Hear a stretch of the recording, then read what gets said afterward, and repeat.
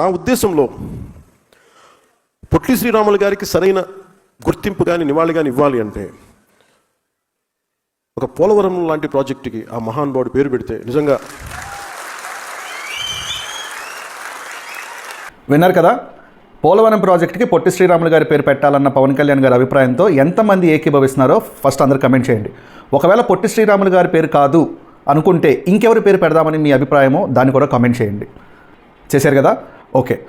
Next, Potti Sriramulu గారిని ప్రేమించేవారు, ఆరాధించేవారు అందరి తరపున పవన్ కళ్యాణ్ గారికి హృదయపూర్వక ధన్యవాదాలండి. నిజంగా హ్యాట్స్ ఆఫ్ టు యూ.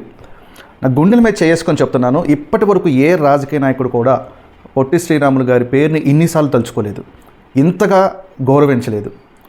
అధికారంలోకి రాకముందు కూడా మీరు ఎన్నో సభలపై పొట్టి శ్రీరాములు గారి పేరును తలుచుకున్నారు. నిన్నగాక మొన్న కూడా ఉభయ గోదావరి జిల్లాల్లో ప్రతి ఇంటికి తాగునీటిని చేర్చాలి అనే ప్రాజెక్టుకు సంబంధించి కూడా పొట్టి శ్రీరాములు గారి పేరుని పెట్టారు. అది కాకుండా మళ్ళీ ఈరోజు పోలవరం ప్రాజెక్టుకి పొట్టి శ్రీరాములు గారి పేరు పెట్టాలని చెప్పేసి మీరు ప్రపోజ్ చేస్తున్నారు. నిజంగా మీరు వేరే లెవెల్ సార్, వేరే లెవెల్ అంతే. ఇకపోతే ఈ వీడియో చూస్తున్న తెలుగువారు, ముఖ్యంగా ఆంధ్రులు, మీపై ఇప్పుడు చాలా పెద్ద బాధ్యత ఉంది.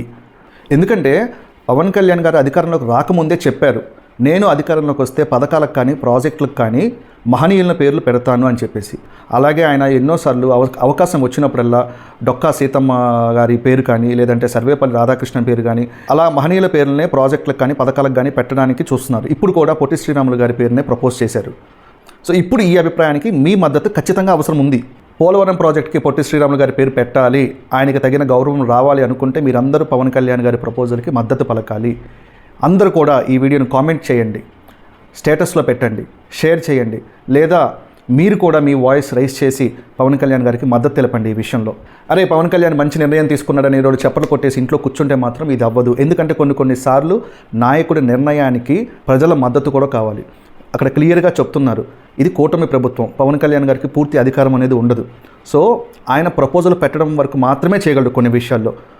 ఆ ప్రపోజల్కి మరింత బలం ఉంటేనే ఆ నిర్ణయము ఇంప్లిమెంటేషన్ రావడానికి మరింత అవకాశం ఉంటుంది. సో ఈ విషయంలో ప్రతి ఒక్కరూ పవన్ కళ్యాణ్ గారి అభిప్రాయానికి మద్దతు తెలపాలి అని అనుకుంటే మీరందరూ కూడా ఈ విషయం గురించి మాట్లాడండి, ఈ అభిప్రాయాన్ని అప్రిషియేట్ చేయండి. కూటమిలో ఉన్న అందరూ నాయకులు కూడా ఇది రైట్ డెసిషన్, ప్రజలందరూ దీన్ని కోరుకుంటున్నారు అనే విధంగా దీనికి బలాన్ని చేకూర్చండి.